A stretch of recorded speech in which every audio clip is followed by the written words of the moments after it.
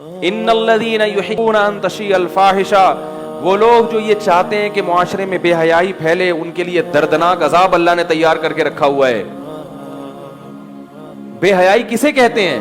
اسی کو تو کہتے ہیں بے حیائی، کہ مرد اور عورت کھلے گپے مار رہے ہیں ایک دوسرے سے، اور ایک دوسرے کو دیکھ کر حرام لذتیں حاصل کر رہے ہوں، کوئی آپس میں حجاب نہ ہو۔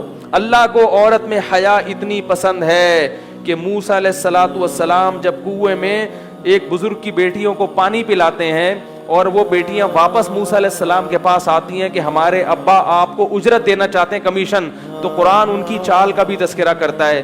جاءت احداہما تمشی علی استحیاء، فرمایا کہ ان میں سے ایک آئی حیا اور شرم کے ساتھ چلتی ہوئی۔ تو اللہ کو عورت میں حیا اور شرم کا عنصر اتنا پسند ہے کہ جہاں بھی قرآن میں عورت کا تذکرہ ہے اور اس میں حیا کی بات ہے تو اللہ نے اس کو فوراً کیا کیا؟ ہائی لائٹ کیا ہے۔ قرآن عورت کا نام بھی ذکر نہیں کرتا۔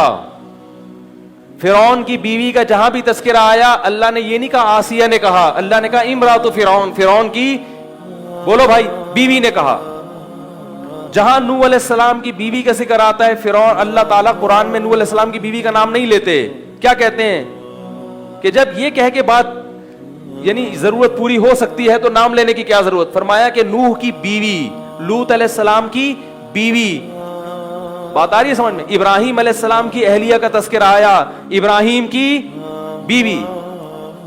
فسکت وجہہا، قرآن کہہ رہا ہے ابراہیم کی بیوی نے اپنے پیشانی پہ ہاتھ مارا، کہیں بھی نام نہیں آ رہا۔ حضرت مریم کا نام ہے، اس کی ایک حکمت ہے کہ حضرت مریم کے بارے میں قرآن کلیئر کرنا چاہتا ہے کہ حضرت مریم والدہ تھیں عیسیٰ کی، عیسیٰ کی والدہ ان کے علاوہ کوئی بھی نہیں، اور عیسیٰ کے باپ نہیں تھے، لہذا نسب کہاں سے چلے گا؟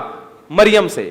عیسیٰ ابن مریم قرآن بار بار کہہ رہا ہے، کیونکہ اگر عیسیٰ کے ساتھ ابن مریم نہ لگا ہو تو یہ اشتباہ ہو سکتا ہے کہ پھر ان کے کوئی والد ہوں گے جن کی طرف نسبت ہونی چاہیے۔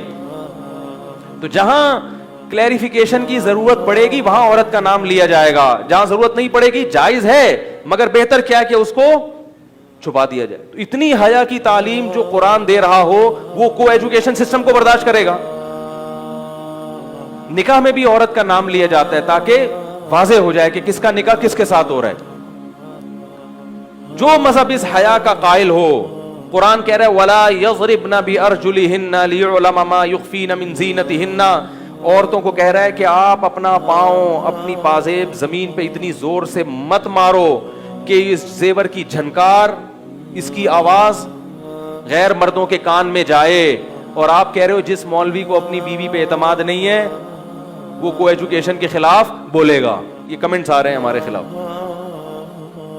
نہیں آ رہی بات؟ آپ کو اعتماد ہے، آپ اپنی بیگموں کو ایجوکیشن سسٹم میں پڑھائیں، لیکن پھر مجھے فون نہ کریں کہ بیگم بھاگ گئی ہے۔ لوگ سمجھتے ہیں ان کا تقوی بلٹن ہے، بلٹن تقوی ہے، کچھ بھی ہو جائے تو یہ کمپنی کی طرف سے ہے۔ اللہ نے انسان کو برائی بھی بتائی اور اچھائی بھی، ہر انسان ایسا ہے، اور صرف پیغمبروں کی حفاظت کا وعدہ کیا ہے، باقی کسی کی حفاظت کا اللہ نے وعدہ نہیں کیا۔ یہ میرے بھائی زیادہ لیبرل بننے کی، میں بدگمان ہونے کی اجازت نہیں دے رہا آپ کو کہ آپ بدگمان ہونا شروع ہو جائیں گھر والوں پر۔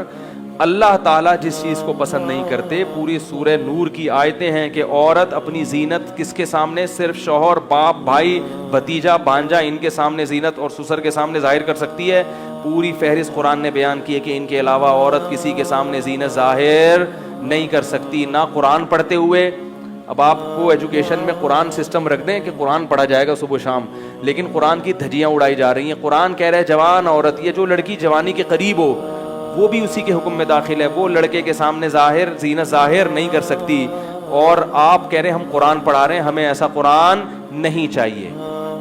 آپ ان کو انگریزی پڑھا دیں لیکن کو ایجوکیشن سسٹم کو کیا کر دو میرے بھائی؟ ختم کر دو۔ تو میں اس لیے کہہ رہا ہوں کہ عوام کی ذمہ داری ہے، میں کسی سیاسی تنظیم کے خلاف نہیں کر رہا آپ کو کہ آپ کے ان کا موٹیو ہے یہ، جس کا بھی ہو، لیکن عوام، سیاسی لوگ چاہے مذہبی جماعتیں ہوں یا لبرل ہوں، وہ دیکھتی ہیں پبلک کدھر جا رہی ہے۔ تو پبلک اگر یہ عوام مطالبہ کرے گی حکمرانوں سے کہ ہمیں کو ایجوکیشن سسٹم نہیں چاہیے تو حکمران اس پر آئیں گے۔ پبلک اس میں خاموش ہو کے بیٹھ گئی ہے، کمپرومائز کر کے بیٹھ گئی ہے، جس سے ہماری نسلیں تباہ ہو جائیں گی مستقبل میں۔ مجھے کے پی کے کی ایک ویڈیو کسی نے بھیجی، عجیب بدماشی ہے, میل ٹیچر پڑھا رہا ہے جوان لڑکیوں کو, اور وہ چونکہ وہاں غیرت و حیا زیادہ ہے نسبتاً, تو وہ بیچاری لڑکیوں نے منہ پہ چادریں کی ہوئی ہیں اور اتنی مشکل سے وہ پڑھ رہی ہیں, 2-3 لبرل خواتین وہ بے پردہ بیٹھی ہوئی ہیں, باقی 80% لڑکیاں کیا کر رہی ہیں, اپنے ٹیچر سے نا شرم و حیا کی وجہ سے حجاب لیا ہوا ہے, ایک ٹینشن میں ہے, مسلسل منہ پہ کپڑا ڈال کے پڑھنا کتنا مشکل کام ہے. اور ساتھ میں دوسری کلاس ہے, وہاں فیمیل ٹیچر پڑھا رہی ہے کس کو, لڑکوں کو, اور وہ مسٹنڈوں کی طرح بیٹھ کے کیا کر رہے ہیں, دیکھ رہے ہیں. کیا بدماشی ہے بھائی, اس کو ادھر بھیج دو اور اس کو کہاں بھیج دو, ادھر بھیج دو, اس میں کتنا ٹائم لگتا ہے. لیکن دعوے کیا کہ جس کو اعتماد نہیں ہے نا اپنی بیٹیوں پہ, اعتماد نہیں ہے, وہ کو ایجوکیشن کے خلاف بولے.